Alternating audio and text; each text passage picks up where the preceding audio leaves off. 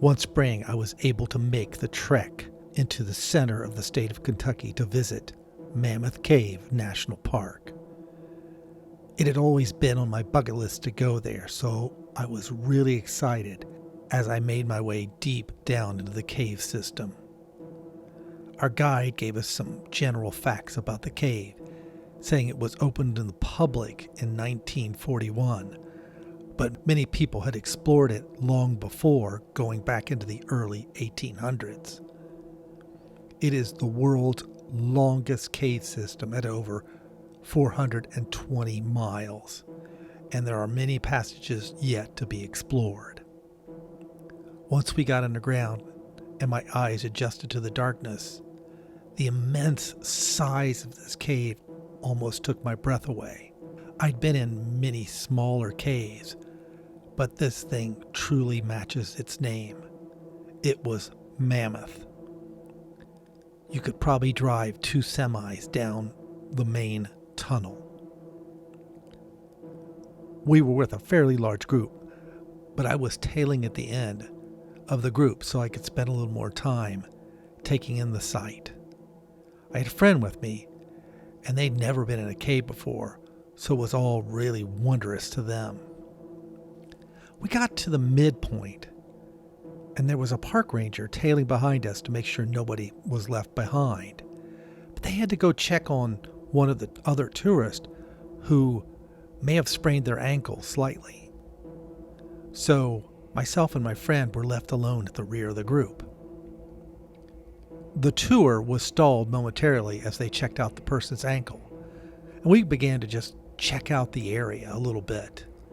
And we saw a shape trailing us, but not on the actual path we were on. They were wandering in some of the old areas that had been dug out when they mined this cave for saltpeter, which is the main ingredient in gunpowder. The ranger had explained that gunpowder was used during the Civil War. So this strange shape seemed to be wandering aimlessly through the cave, and they got closer and closer to us.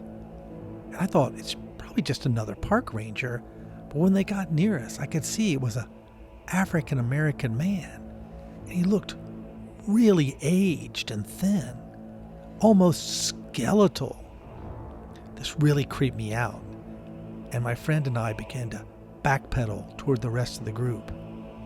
This strange man began to amble toward us, beckoning to us for something, but we didn't know what. We didn't know if it wanted help or wanted us to come with it. But we just wanted to get as far away from this strange shape as humanly possible. We spun and ran back to our group, almost knocking the park ranger over. He could see that we were a little rattled and asked what was up. And we told him we thought there was another park ranger coming up the rear. And he said there were no other park rangers on this tour or in the cave that day. Then he stepped away from us, back toward where we came from, and we followed a few steps behind. All of us got back to the point where we had seen the strange man, and we looked down and saw footprints on the ground that had moved in our direction, but then suddenly they disappeared, leaving no trace of the person who had left those footprints. We were gobsmacked, as this person would have had to have just vaporized from where they were standing, not to leave footprints trailing away. The ranger went a little pale and stuttered out that we should get back to the group because we were falling behind, and that's exactly what we did.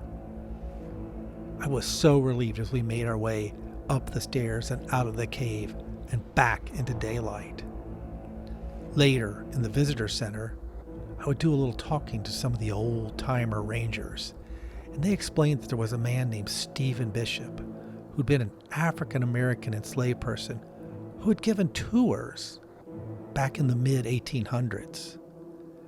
And it said when he died, people would see him still roaming the cave, looking for people to guide deeper and deeper into the cavern.